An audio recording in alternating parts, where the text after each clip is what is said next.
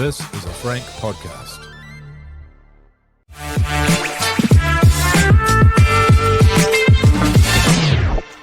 This Warriors Life Podcast 2025, episode 14, brought to you by King's Container Crew, New Zealand TAB, and Frank Podcasts. Of course, King's Container Crew, the go-to team for all your container packing and unpacking solutions, kingscontainercrew.com.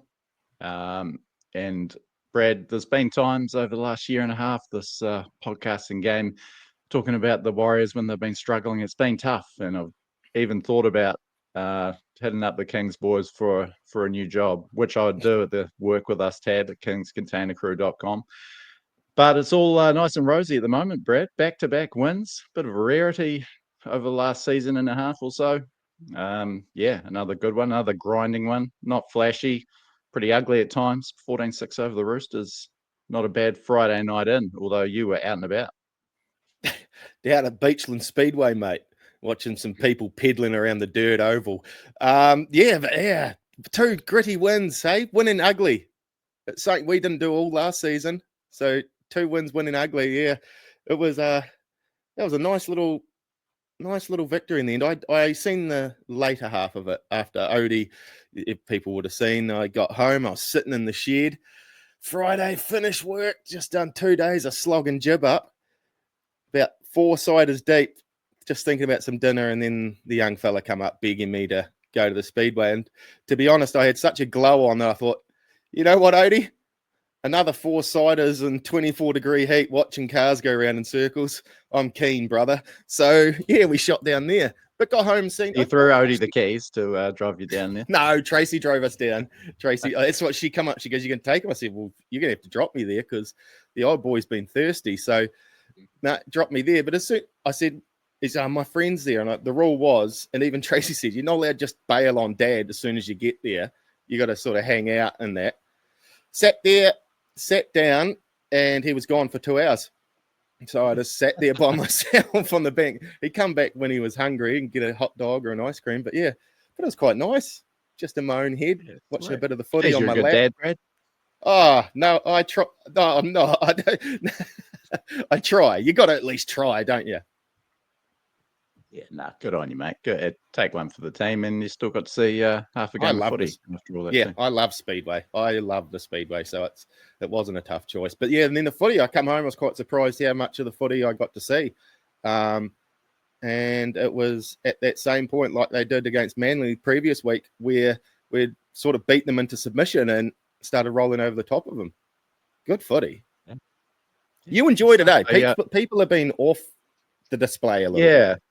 I think a lot of neutrals like the Mole hated the game. I think the Rugby League report page was slagging off the game. A lot of people in comment sections were saying it was a bit of a dog shit game, but I really enjoyed it. Pretty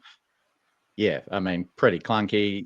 The Warriors in attack, and it was a pretty frustrating watch at times, but it was pretty absorbing, and just the defensive effort and the grit they showed to stay in it.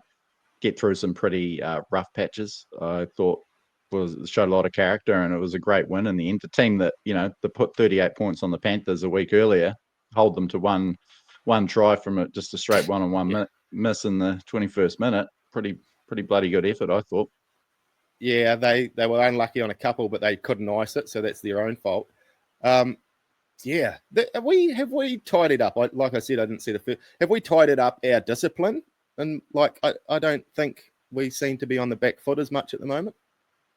Yeah, good ball control again, and penalty 6 again wise, I thought were pretty good. Yeah, only two penalties conceded in the whole match. I think one was maybe for a high shot or a crusher in the first half, and one ruck infringement. So Roosters were pretty decent in that, in both departments. 4 penalties conceded, 3 ruck infringements, but 13 errors to the Warriors 8. So again, just playing really tight discipline football. I don't know if that's going to get us into the top 8 or certainly anywhere beyond sort of week 1 of the finals. But as this team sort of builds, gets those combinations, gets the chemistry going, I think that's, those sort of wins are kind of invaluable. I look where we were a couple of weeks ago after the Canberra game. We were in all sorts. So two Yeah, good and wins.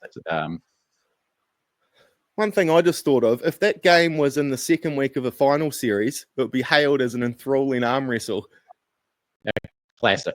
Yeah. Being played in round 2, it's a dud, boring mess. I thought both teams were pretty tough in defence.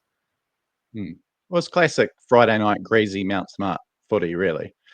You know, those two teams on a dry Sunday afternoon in Sydney, maybe a different style of game, but I thought it was a great effort to, you know, not so much clawback, but they were down a try through Nafahu White, just the one-on-one miss from Aaron Clark, hit back straight away through Leota, which I thought was a really good hit back. It could have been quite demoralising. We dominated that sort of first 20, and then, you know, they get straight down our end and score, but hit back straight away. Long scoring drought. It wasn't until Chanel's sort of try out of nothing in the 65th minute that there was another score on the board, and then and then sort of put them away with Ali's second try. So our attack needs a lot of work. We'll come to it when we talk about the players individually, but you know, overall we took those chances. It was enough to get an 8-point win. I mean, I think a massive positive despite some of the shortcomings in it.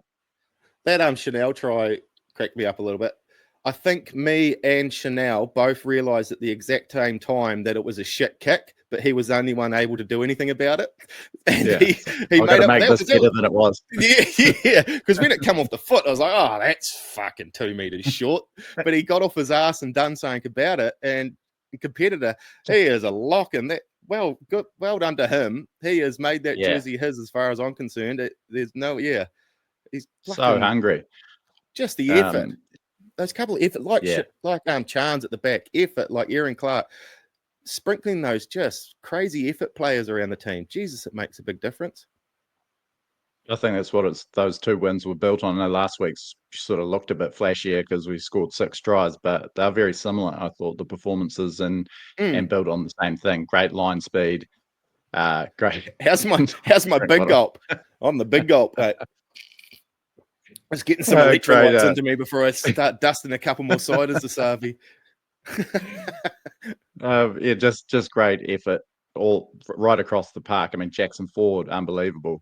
You know, guys some of the guys that you probably wouldn't have expected or that were under a bit of pressure. Kurt Capewell was great cleaning up on Friday night.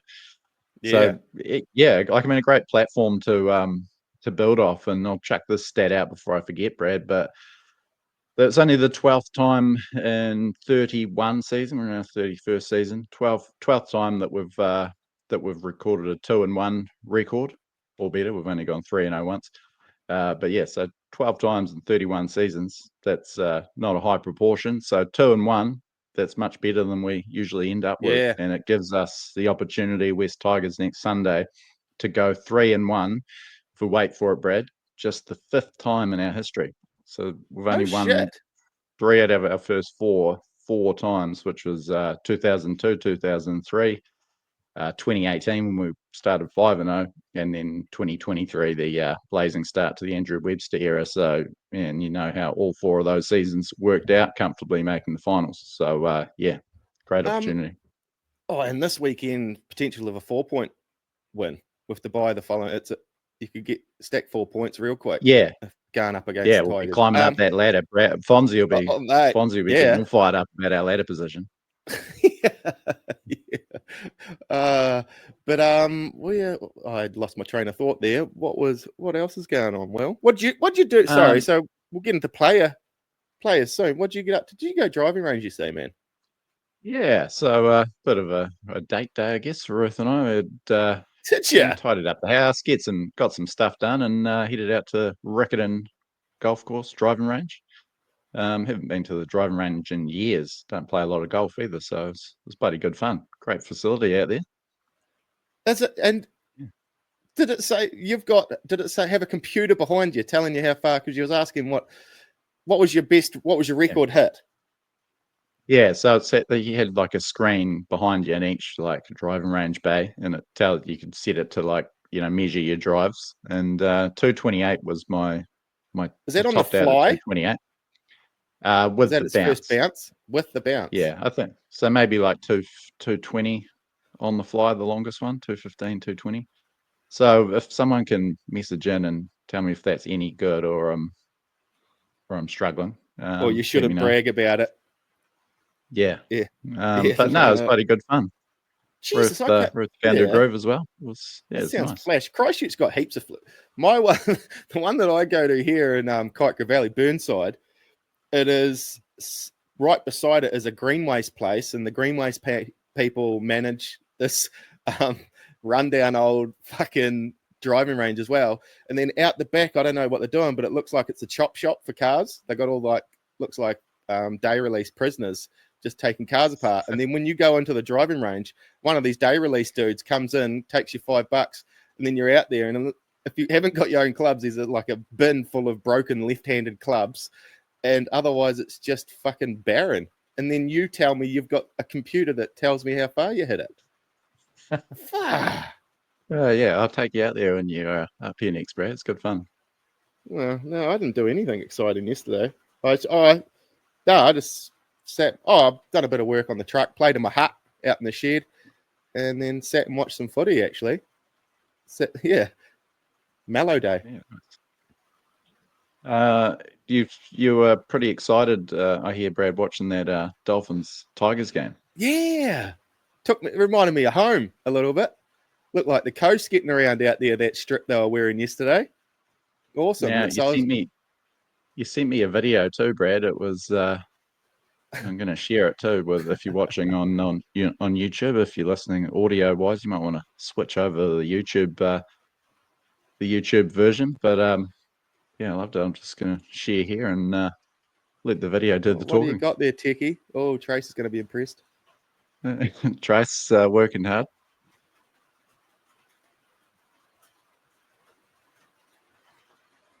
I'm on the couch. Look at that. Yeah, you're under a blanket there, by the looks of it. Oh, there would have been a blanket around, and yeah. So Trace is out doing the lawns, and I was looking at what looked like a West Coast League team getting on against the Tigers yesterday. Yeah, well, I took the liberty of finding a classic picture of the coasters in the 1970s in a very similar kit to the Redcliffe one. Now, bear with me again. Here we go. Dickie, what do we got there? Look at that. There's the boys. Look at that. Bloody Mangatuas standing up proud. I'm not Mangatuas, sorry, the 12 Apostles standing up proud just on the other side. Is that at Wingham Park? That's at Wingham Park. So Point Elizabeth's just over the back of there, and Cobden. I live sort of 1-2 kilometers right of that photo. Yes, boys. Look at the doos. But yeah, lovely. Is that Paul Cole in the middle there? The Mo? Is it Paul Cole? Not Paul Cole. Who's Tony Cole? Tony Cole. Yeah, legendary Kiwi. That does look like him. Oh, good DB shit. on the arms there. That is it. Imagine getting a whole bunch of those jerseys. There's Bernard Green. He was my Renunga league coach, second in from the former Kiwi too himself, wasn't he? Yep. Hergy. He's a hard case. He was a hard case. Yeah. Yeah, it's a beautiful stuff. Beautiful. Yeah, so I wonder if the Dolphins done a heritage jersey of that team, maybe. Of the West Coast team from the 70s? Yeah, no doubt. I mean, it did look something similar to their own heritage strip, but I'm sure. I tell you, look at with that photo up there. Here's you go away on tournament, and the big old used to be heavy cotton. Wasn't none of this new synthetic. You're running that, so you go on tournament, and there'll be brand new jerseys, and then the coaches would wash them that night, and the red dye would run through that white V. So we were red and pink. So then we just got all sorts of barbs thrown our way once that first wash was done. It was the end of us. Not a bad game, that one. And Benji Marshall's Tigers getting the comeback win, 28-18. 30-18 it was in the end after the conversion. I had them 12 and under. It was a great win. And, back-to-back for the Tigers, like us. Round 1 losers and come into round 4 on back-to-back wins. So it's going to be a huge game out at Campbelltown next. Rudy Wolf must be, he's the real world of NRL week to week. slapping him in the face. Was it Wolf? Rudy Wolf? Okay. Who? Christian Wolf. It's one of your best, Brad. Who the fuck's Rudy Rudy Wolf, of course. Journeyman. Journeyman. You have to even look up Rudy Wolf. You must be like, yeah, righto. You got me again. You former North Harbour journeyman, 50 games for the Blues Super Rugby. Oh, so he's not even a league player. He played four tests for the All Blacks actually in 2008. But yes, nothing to do with rugby league. He's not coaching. Oh, so he's not coaching the Dolphins. He's not coaching the Dolphins. No, they've given the gig to Christian, who's slightly better credentialed. Hey, tell me, is the Les Kiss coaching Queensland Reds rugby? Is that Les Kiss or another? Yeah, the former North Sydney Bears winger and no shit. Winger, yeah. Huh. Yeah, he's been involved as like a defence coach in rugby union for a long time. Oh, okay. Yeah, like Phil Blake. I've been meaning to ask you. Not that I could work out how to find out that answer. You just wait till you come on a podcast in the middle of a recording. That's the way to do it. Sweet. And well, I guess we'll better get into a bit more of this game, Brad. King's player ratings. Yeah. Before I do though, the mix and pick comp, it was a bloody barnstorm. I'm gonna have to look it up because I did pretty well this week. I think Tally actually got the highest score though. Yeah, he did. He did. Yeah. Didn't he win a T-shirt last year as well? Yeah, but it's a draw this year. He did. He can't. He's outright first this week. Tally and I was second equal with Riz on 7. But yeah, now it's a draw for anyone that gets 5 points or more this year. That's who gets the This Warriors Life merch. And this one went. He can't believe his luck. Fozzie. He's won the draw. He sent me messages last year, just bemoaning his luck. He's never going to win a T-shirt, and here he is, round 3, 2025, winning a draw to get his very own This Warriors Life T-shirt. So he's pumped. Just made well done, Foz. Weekend if the win hadn't already done that. And so run that past me again. If you get 5 or more this year, you're all 5 first points or more. Yeah. Yeah, you're all in the draw then. You go into the draw, yeah. So obviously you're still trying to get your highest score for the leaderboard and all that sort of thing. But yeah, if you get 5 or more, which 20 odd people did this week, you go into the draw for that T-shirt. And if I got 6. You got 6. That's a good effort. Yeah. I wasn't too unhappy about that. Here's the kind of kit that you can get from us if you don't want to try your luck in mix and pick.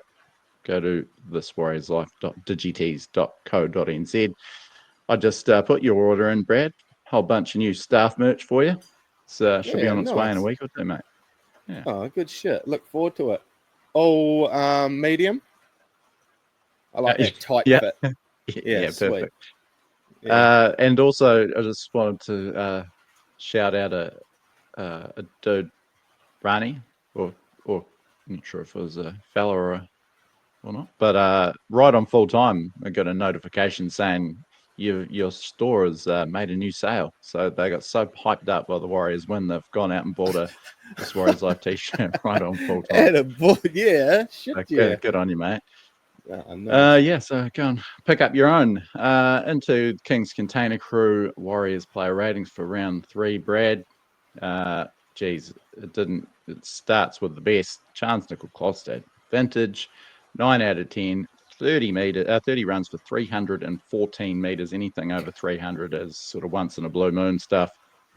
And he seemed hungrier at the end than he did, at any time during the game. He's just carting it up twice a set. Incredible stuff. Safe at the back, 7 tackle breaks, 2 try assists for Ali, chiming into the back line like it was 2023 all over again. Just massive, and 0 cock ups. He's come back a long way since a tough outing in Vegas. And because of that, I will shut up for a month or so about shifting him to centre. You just stay wherever you bloody well please, Chance, after that effort. far out. It was a monster. Gee, got some sweaty legs on him, doesn't he, Chance? Real sweaty. You ever look at some of the highlights at the end there? He just beating everywhere. But God, he was a monster. He looks distressed a lot of the time, but geez, he's an absolute workworkhorse. Yeah. Took a couple of smacks in the face for his chance. Yeah. For his. He can find a knock in the face. But man, he was good. Just on that, fullback centre debate, I still do believe that we can potentially be a better team. I know because Fonz isn't here to shout us down at the moment, so I am going to just throw my 2 cents in about that again. Just having that, live wire ball player at the back, I think this team could go to another level. When everyone's fit, Dallin's back, Rogers, not injured, that sort of thing. Because Chance in the centres could still be a massive workhorse. We've seen 2 games last night. Herbie Farnworth led the Dolphins run meters. Bradman Best led the Knights run meters. Chance can still do that for us in a different position. Just his kick return meter, he's a good kick returner, but that's not a high proportion of his run meter tally generally. So, and Tane's outstanding on the carry too. But it's working for us at the moment. Certainly not moving anyone anywhere. Moving on to Tane. Jeez, he's making a good fist of that wing spot. For a guy that's never played there before. Just brilliant.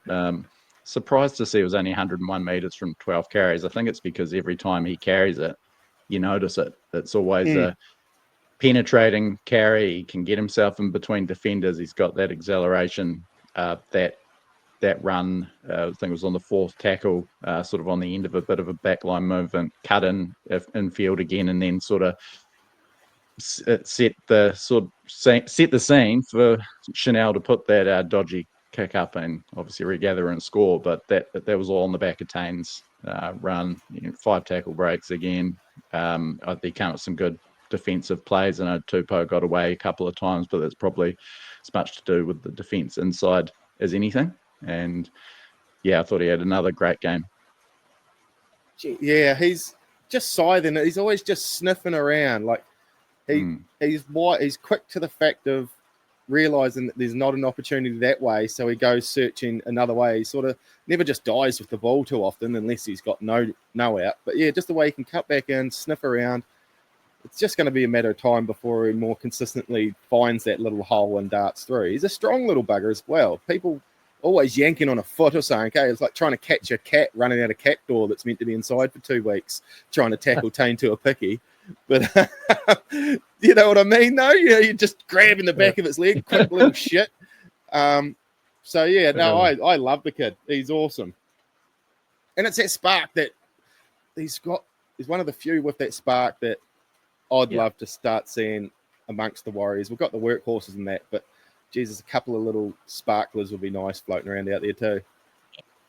I think that edge, I mean, that Tupou got away a couple of times, but it's a very inexperienced edge in first grade. They've barely played together, for one thing. Tane is a total knock on the wing. Ali Leatao, that was his 10th NRL game. Luke Metcalf hasn't played 30 NRL games yet, and those 3 are lining up on the edge together and actually doing a pretty good job. So they'll get it. Yeah. I suppose we're on to Ali next, though. Yeah, good. What a fuck! I love this guy. I mean, I was so disappointed with Vegas because it was his worst game in the NRL so far, but he's been sensational since. 2 huge tries. He's just such a natural, but he's also such a powerhouse. Just a real athlete combined with those instincts. Great on the carry, but just those 2 tries. Some good defensive plays too. Aggressive in defence too, for a guy without a lot of first grade experience. Like, he can put a couple of shots on. I thought it. Mark Nawakwana Tawasi has probably outplayed his opposites in the first 2 weeks, but Ali was all over him this week. Best since Torpy. And we've just been waiting so long for a centre like this to come along. Hopefully, he stays so nice on the having park. A centre taking the opportunities, backing their size and ability, and as well as, like, Tane's not starving for ball outside of him. We're seeing him with a lot of ball with a bit of space, so he must be distributing the ball when he. He has got a great future. Hopefully he stays and the form doesn't dip or dive or anything because he is good for 4 to 8 points a game. Feed him the ball. Yeah, I mean, just so valuable. He's got 6 tries in 10 NRL games, 11 line breaks in 10 NRL games already. So that's pretty good going. That sort of notion that you need, we need to give Rocco Berry 80 games to become a viable NRL centre. And you got Hallejuah absolutely killing it after 10. Adam Pompey, again, solid move to the wing with 25 to go, 135 metres on 14 runs. He just about came away with a great try in the corner. A couple of errors, but I thought he was good again. We'll come to a potential reshuffle for next week and our thoughts on that just after talking about Roger, who I thought was really good until he went off with that hammy. All over big bumbling Dom Young. Geez, he looks like a liability, Dom Young, doesn't he? Dude. Yeah, you mentioned his name earlier. A couple of weeks ago, did you see him try and tackle someone by just putting his foot out? And they got a trot. He is a half-wit, that dude. So, yeah, Dom Young. I didn't see much of one player I didn't see much of with how my Friday evening was, Rog, at all. How many meters did he do a bit of work? And so in only 54 metres, 13 runs for 137 metres. It actually killed a nice little multi I had cooking just based on player tackles and player run meters. I was absolutely steaming towards the finish line, and then that one, and then it also that I missed that because you need to get 150, and then it also knocked out Pompey's. He finished at 1 tackle shy of where I needed him to, and that's because he shifted out to the wing. So an extra. What sort of numbers were you? How much money were you spending? It's like a $5 multi with like 12 legs. It was getting me about $80 or something. But unfortunate. And unfortunate for Rog because he's been, a couple up and down moments, but he's been, I think, really good on the wing. So it's a blow for us. He diffused some kicks as well and defended well on Friday night as well. Just on Dom Young. How many times did that? You probably didn't notice that Brad had more in the first half, but the commentary team mentioning how tall Dom Young was. It was constant. It was like the Damien Cook used to be a beach sprint champion thing all over again. But just following a tall dude around a supermarket. How tall are you? How tall are you? You play basketball? So what's that Rog? Is there any early news of what's actually going on there? Hamstring. Nah, scans, I think, this weekend. No news. Expected to miss a couple, maybe. But, I guess we'll see. Hopefully it's no worse than that. Assuming he is out. Bye might be a handy. Yeah, just getting through next week and might be ready to come back after the bye. What's your initial thoughts on how we should plug that hole? Initially, it's shifting Pompey out and probably Berry in would be mine. Yeah, that's my preference. I think it's not too big of a decision, that one. Pompey's a good winger. I still think he's potentially a better winger than he is a centre. I think he played some of his best footy there. I've said it 1,000 times. Probably the problem, besides shifting Pompey, is more having to probably move Ali Hallejuah to the left. He's absolutely dominating on the right and forming those combinations with Metcalf and Chance, and then putting him out on the left. He's played a bit NRL there on the left, so I'm sure he'll handle it. But it is a big move to bring. But if it is quite. But he's our right centre now, as far as I'm concerned. Why would you you'd only If Berry wants to crack the team, it's going to have to be on the left there, as far as I'm concerned. But maybe because Berry isn't quite the all-rounder, shall we say, that Ali is, that can adjust to playing on a different side. Although what I reckon at this present point in time, Ali might play better off a Chanel out on the other side. Chanel's playing pretty confident out that side. He might be able to put Ali into some better situations than he's getting on the other side at the moment. Possibly, yeah. So there'll be a huge Teamless Tuesday. We'll be live for it, of course, to see what they do. The other options, live where? Morgan Hart. live on Tuesday night. Yeah, where would people find that though? Oh, YouTube. well, of course, you'd Clown. find us on YouTube or Facebook, Instagram from 5:30 on Tuesday New Zealand time. So join us. I just felt it had been a while since we had done a little advertorial in this pod, so I thought I'd better chuck another one in, and now we're back into proceedings. Where did we get to? Hit that bloody subscribe button while you're at it, will you? Yeah. I was going to give you the other options for next week. There's a Roger replacement. Morgan Harper's been playing on the right wing for the New South Wales Cup team. Pretty rocks and diamonds, as you would probably expect. Got a try, nice little try off a Tomato Martin kick against the Roosters on Friday. 3 errors too. One absolute howler to give the Roosters their first try. It was only 15 minutes to go, so it wasn't, game was already done and dusted. Yeah. But geez, it was bad, and that's the kind of thing that you're opening yourself up for, putting him in first grade, particularly on the wing. I think he's a bit more vulnerable there. He's a better centre. Could cope with him coming in as a centre, but I think asking for trouble, putting him on the wing. Ed Cossey only 8 runs for 70 odd meters or something in New South Wales Cup on Friday. I think you can't put Ed in. You got to exhaust all your options before you're bringing Cossey in. Moala Graham-Tulfa could come in centre with Pompey shifting to the wing or play on the wing outright himself, but he only lasted 21 minutes. Our man MGT in New South Wales Cup made a line break from a 20-metre tap, and then not sure what happened to him, but he went off after 20 odd minutes. Jeez, I tell you, the way he's playing in New South Wales Cup, put Tamati out there. He was getting around like a winger last weekend. He was carving up. Must have run for about 8,000 meters. His stat lines are insane. Yeah, we'll talk about it shortly. But man, possibly and probably not in his thing at the moment. But Edamir Tauava shifted out to the centres after MGT went off and had another great game in the centres. The bit of a utility type.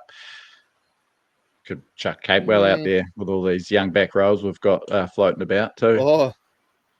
So preference, whatever way it pans out, is probably Pompey to the wing. I think he will do a better job on the wing than anyone that we've got. Yep. Yeah, that would be my preference. That's my first thought anyway. Moving on, Chanel, geez, what a blinder. A couple of errors in there, and some of the kicking was a bit hit and miss. But man, he's just so hungry, just taking the game on with every opportunity, taking the line on when as a ball runner, ball playing. He's always busy. Came up with that try, climbing over one of the greatest fullbacks of all time to make a try to nothing and put the Warriors in front for the first time. Great defender. It seems, if you didn't know who had which jersey on, you just asked, a league fan to tell me which one of these guys is a halfback, you probably would say that Chanel was the halfback just about on the strength of that the other night. He's obviously far more prominent. I thought it was a bit of a nice show of leadership from him the other night. He was just in everything. His errors all come from trying his guts out, like almost Jazz years past. His errors are steaming coming into from the line or support play. Yeah. Then there's no dim-witted errors too often from Chanel. What about Lukey Met? You were pretty stoked on his game. Yeah. Look, I thought let's start with the positives. Squared up the defence really nicely for both Leatawa tries. Sort of did the same for when Chanel scored too. Did it on another couple of occasions. His long kicking pretty good. Just pumping it down to the corner. To me, it seems like he's so preoccupied and using so much mental energy doing those sort of programmed plays and getting himself sort of into the groove of that all his natural footy instincts and the things he's best at, running the ball, trying to, playing off the cuff, playing what's in front of him, they're just sort of on the back burner because he's it's not very fluid at the moment, is it? Oh man, there's no fluidity to anything he's doing. I'm trying not to be too harsh on him because they got the win and he was the halfback in that win, had a key hand in a couple of tries, but I thought it was a step back. Just 2 runs for 9 meters in a game like that. When you see Chanel just taking the line on How many every did Chanel? couple of sets. What was He Chanel's had, stats in terms of runs and meters? just 7 runs, 69 meters. You noticed that every time he took it on. Again, Luke it was when the defence had kind of closed down his options, and he, as you said Died last with week, the ball. run into a cul-de-sac, and there was. I'd just love to see him, say, fuck it, whatever happens, I'm going to run the ball in this set and go for gold, and just keep them in 2 minds. It's too predictable. He's not going to, if you cut down his time, he just seems to get umbrellaed in all the time into a corner, doesn't he? Just the corralled sheepdog. Yeah, I mean, it's good to see that sort of, that shape out the back is coming together. Yeah, quite nicely, but it's too often it's a bit telegraphed, and like you some said, of the and it's those balls options. to Ali. Oh yeah, we neither of us can get our timing right there at all, can we? Sorry, but Luke Chanel timing there. So that timing on the options on the last. I mean, again, second week in a row, a short ball to Nucore on the last. Just nothing happening. And then the biggest result he got on the last was it wasn't even on the last, it was the fourth. We made a bit of a break through the set. He grubbers through on the fourth. I was jumping up and down because he put too much weight on it and it was hitting dead. Fortunately, Tedesco made an absolute meal of it and took it dead himself. But it was that's right. It was not. It was maybe an okay option, but I think they probably should have kept the pressure on. It worked out all right, and we got a try from the resulting set. But geez, it was not great. Hopefully, we can keep stringing some wins together so he can build some confidence. Let the other players play well around him, and he can build some confidence, sort of not having to be the main guy trying to supply the victory. Hopefully he comes right. Takes so much pressure off, him finding his feet when Chanel's playing like that, and when we win a game as well. It shields you from that scrutiny because, people will be piling on if we'd lost that. No, sure. So how many daily endpoints did he get this week? I'd probably get 3 or 4, I guess, based on last week's criteria.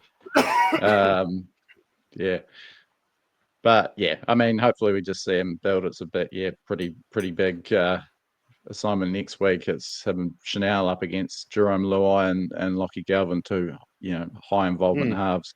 So hopefully we just see a bit more from him next week.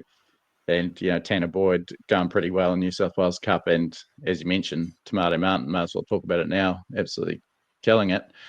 It's like he had spiders on him.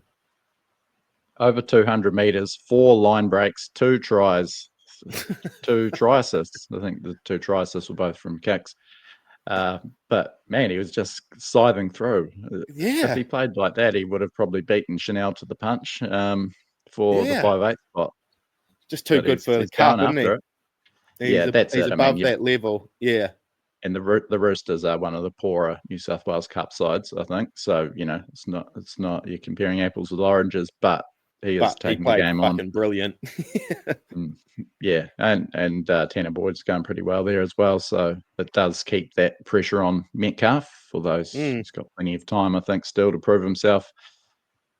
And it'd be more the drums beating from, I guess, people like us and the fans and stuff. But see how that progresses into the forwards. James Fisher-Harris thought was great again. I mean, I think might not get like your sort of 9 out of 10 games from him, but you're really going to get anything less than a 7 to 8. From Fish. He's big on defence, 37 tackles. He's a machine. Just works away, doesn't he? Quick play of the balls. Just looks like he's played there all his life, really. It was quite funny. That little what's that? White, is it? White, the Kiwi prop for the Roosters. Yeah, they had a little scruff up there at one stage in the second half. I thought it was quite funny. Sorry, Mitch Barnett. How did he go? I didn't see him. The forwards.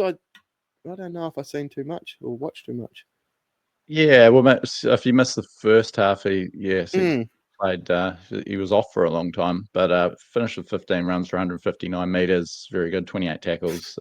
Two very solid shifts. Just rolled up the sleeves and Jesus. big effort plays. Much more like himself these last couple of weeks. Wade Egan, outstanding again in the top sort of 3 or 4 players on the field. His running game, outstanding the last couple of weeks, and he just picked his moments again and then exploded late in the first half and kept going in the second half. 98 meters, which is great, all dummy half meters, and along with topping the tackle count with 48, third straight 80-minute showing. I just wanted to use this opportunity to highlight my favourite comment on the TWL page of the week. Yeah. And we will get to the second part of we're talking about here. But Cameron Finlayson, number 1, how good is Leka? Number 2, are we just going to run Egan for 80 minutes until he dies? So good stuff, Cam. Yeah, he's putting in those big minutes, and we thought that Healy was a certainty for the bench. Now he's. Yeah, there's Egan's an 80-minute hooker, which is it's a luxury if he's playing like that. And can last the 80. It's great to see. We carried a hooker on the bench for backup all season last year, didn't we? Lussick or the likes was sniffing around there. Yeah, Lussick and we had Broach on the bench a little bit. That's the other one. Yeah. But it was sort of a rarity to not have that cover. So. Long may it continue. I know people are gagging to see Healy missed last week. I think he was injured for New South Wales Cup on the weekend, but should get his opportunity at some point, you'd imagine. You don't know who you'd take out off that bench, though. They're all sort of like this balance is working really well if we can make it through with Egan at hooker for 80. To injuries at the moment. The back rows, New Corday, busy early on both sides of the ball, but went a bit quiet after he had a bit of a knee injury scare, and then finished up for the night at the 50-minute mark. But 31 tackles, really solid on the edge there. So, but nice little hit back over the last couple of weeks from him after we got stuck into him. Most fans did too. Same with Kurt Capewell, turned things around since Vegas, working really hard. 34 tackles, 84 meters. I'm not sure if you've seen it in their first half, but a great clean-up play after the... but before that, so he probably came up with the best last tackle play by a Warriors player all night, the crossfield kick. It was a beauty. Forced the line dropout. On the button. Yeah. And that he came up with a cover play from the opposite side of the field. The Roosters had made a break and kicked infield, and it was very dangerous. Capewell swooped in and cleaned it up.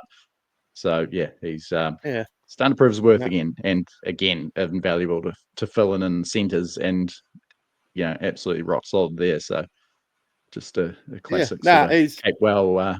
No complaints of Capes at the moment. Johnny Capes, Aaron Clark again, superb. Just that miss on White for the try was pretty glaring, but other than that, really good. 45 minutes, 15 runs for 164 meters. So I think he's led the Fords for run meters 3 weeks in a row, plus 28 tackles. So that's some good meters shared around, eh? Yeah, mate. That Ford pack.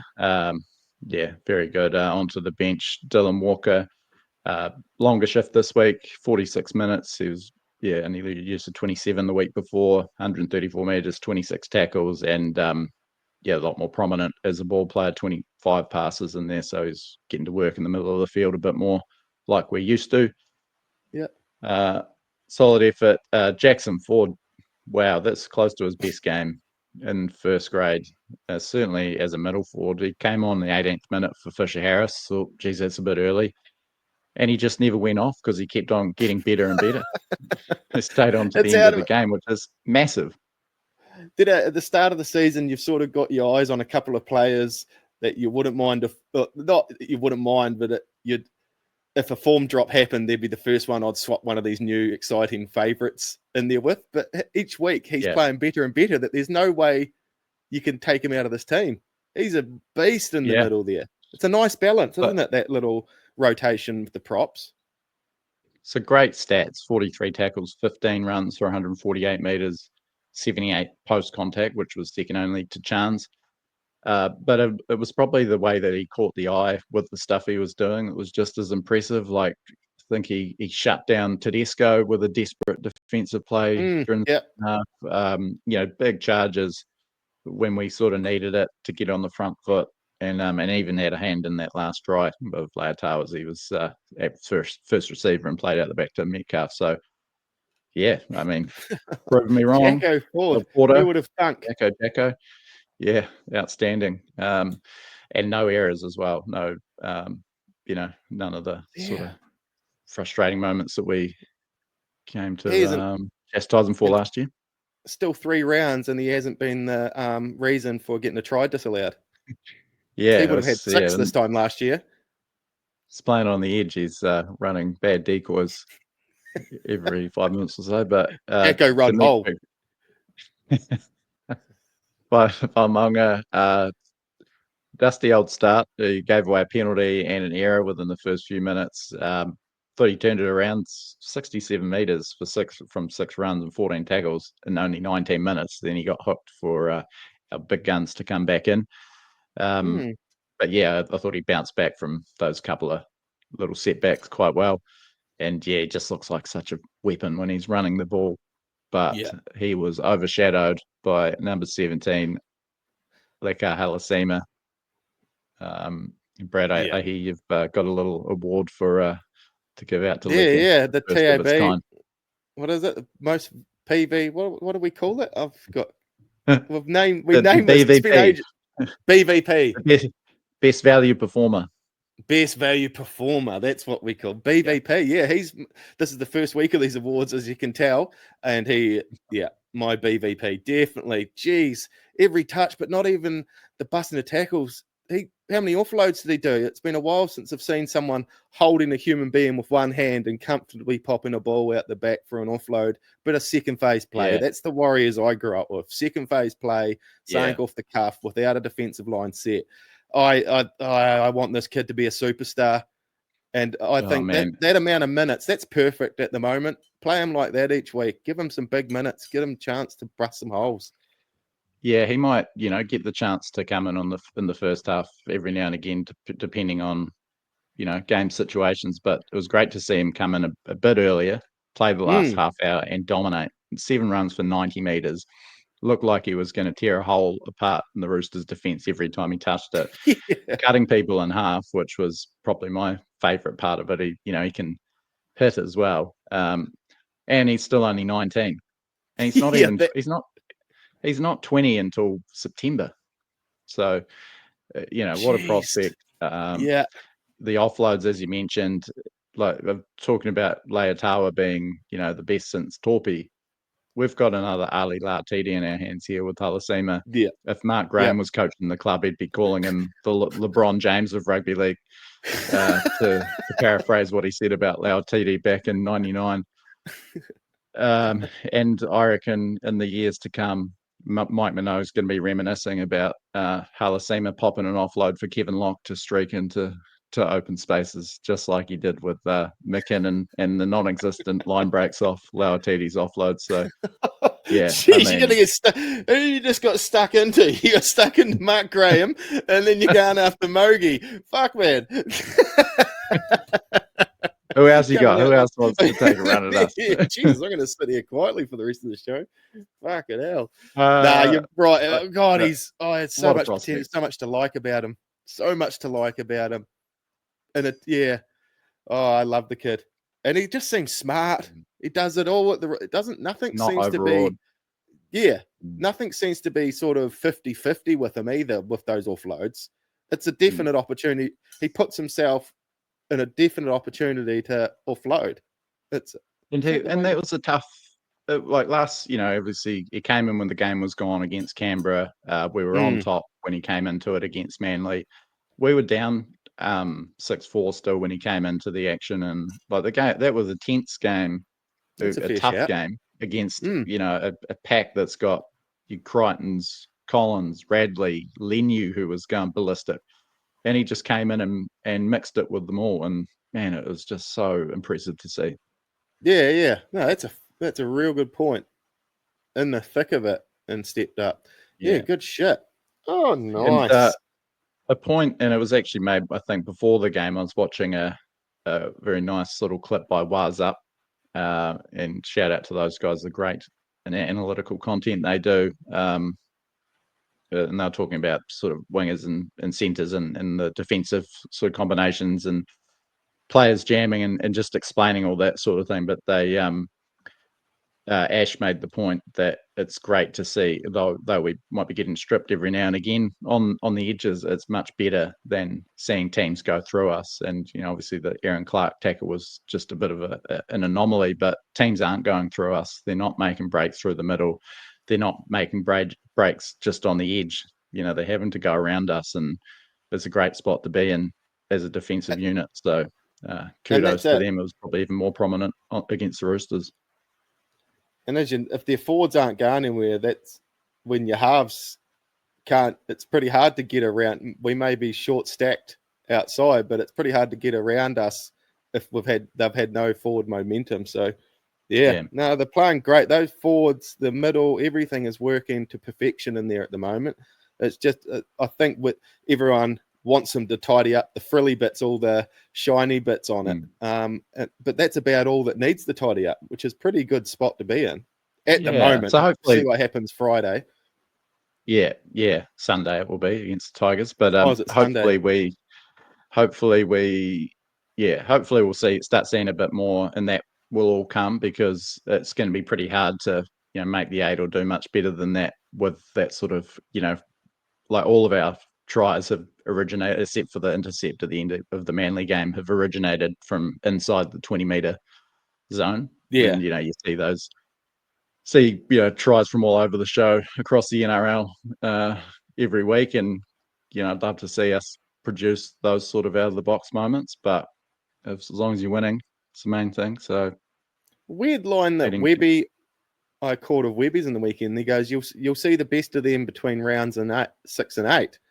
How can he predict when they're going to be at their best? Is this his plan the whole time? The way they're playing? It's a weird thing to say. They should be right about round 6 or 8. It's talking like a horse trainer. They're like, we're just easing them into it, not pushing them. We're not not going for the win in this race, just getting some miles in their legs. Peaking for the right time. But was that for the team or just a couple of the talking about the halves in particular? But yeah. So I mean, that I think that if we got Chanel's sort of level from Metcalf as well, and that's a pretty handy looking football team. And for a team without a team that's using a hell of a lot superstars. Less that.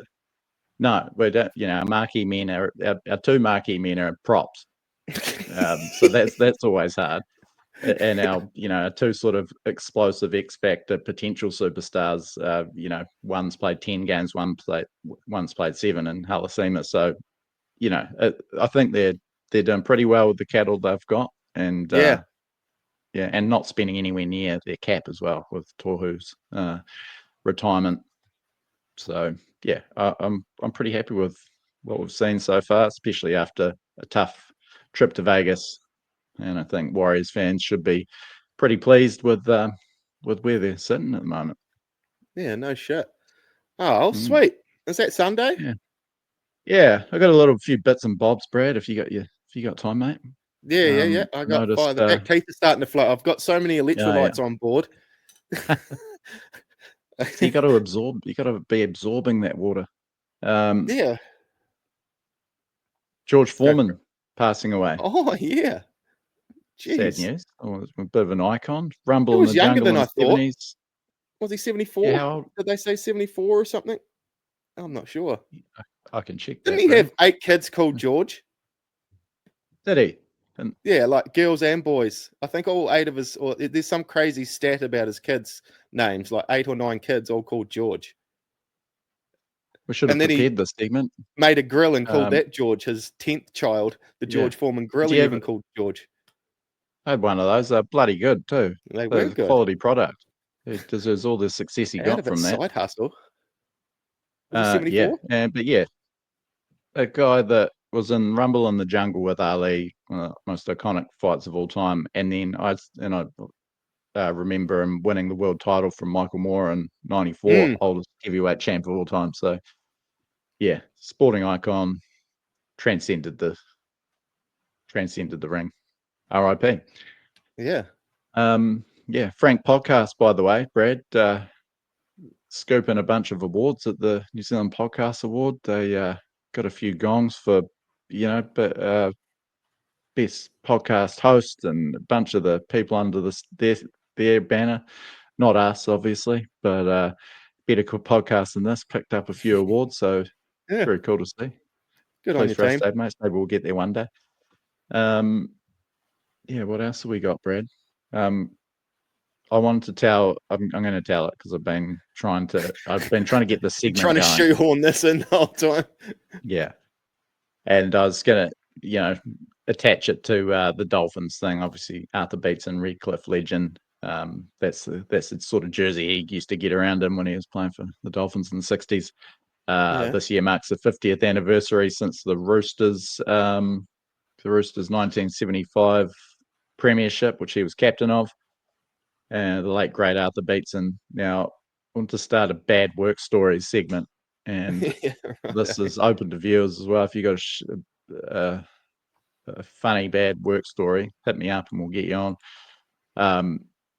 But when I was a blackjack and roulette dealer back in my early 20s, Brad, I had a brief opportunity to deal to the great Arthur Beetson. This is at Wharf Casino in Queenstown. Couldn't believe my luck. I never really liked the job. 90% of the people you deal to are either drunk or blowing smoke in your face back in those days, or I just didn't really enjoy it. And the people you least wanted to sit at your table hung around the longest and won the most. This is general Murphy's law. Anyway, busy night. Arthur Beetson sidles up to my table. I'm the only person in the whole casino that knows who he is. Yeah. Couldn't believe it. I'm like almost shaking. I'm so excited. And he sits down and gave him his chips. And I'm like, I've probably got half a shoe left. Back in those days, so these days it's automatic shuffling. So the dealer's just constantly dealing. Back in those days, you have 8 decks. So every 20 minutes or so, you get through your 8 decks, and then you got like 2 or 3 minutes where you're shuffling. I'm like, yes. When I get to the end of the show, I can have a yarn to Arthur Beetson and ask him a few questions. I had getting all the questions sorted in my head. He only had to last about 5 minutes, and you wouldn't fucking believe it. Just out to him 8 hands in a row. Could not take a trick. And blew his $100. He's like, thanks very much, and walked out. And I was like, oh, you're fucking joking.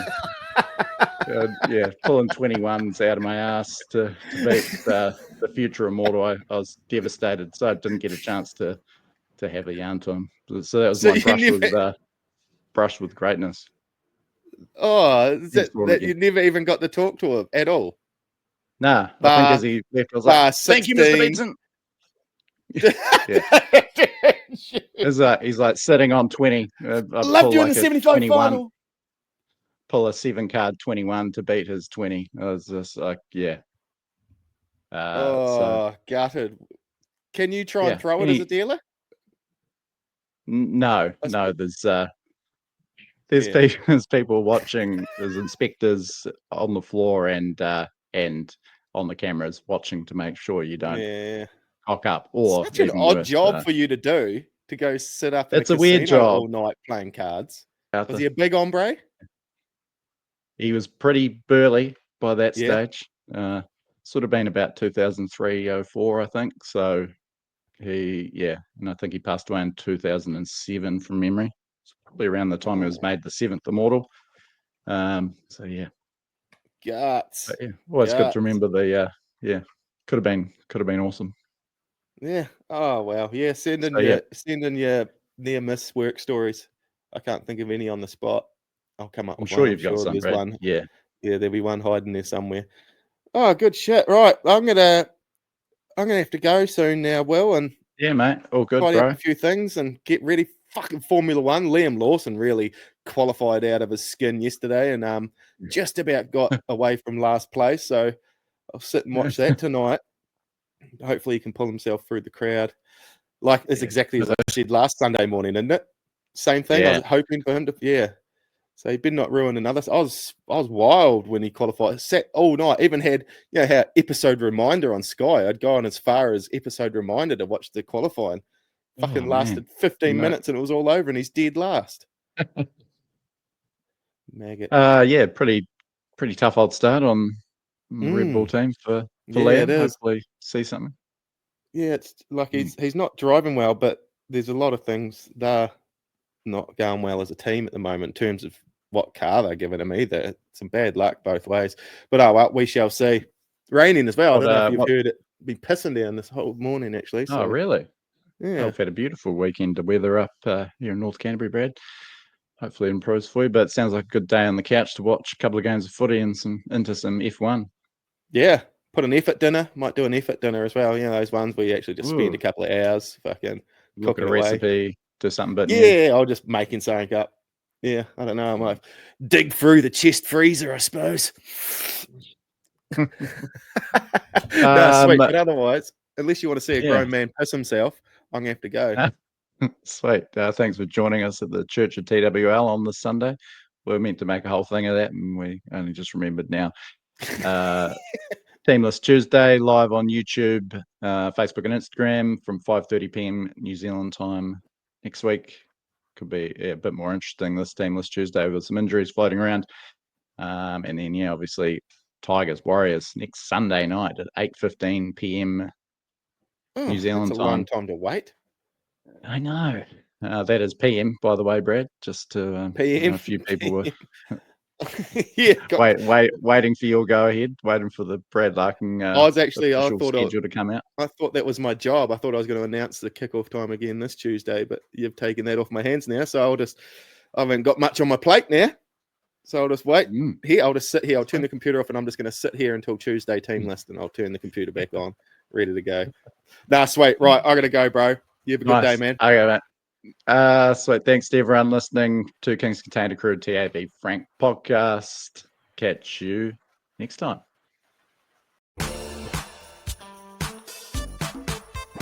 This is a Frank podcast.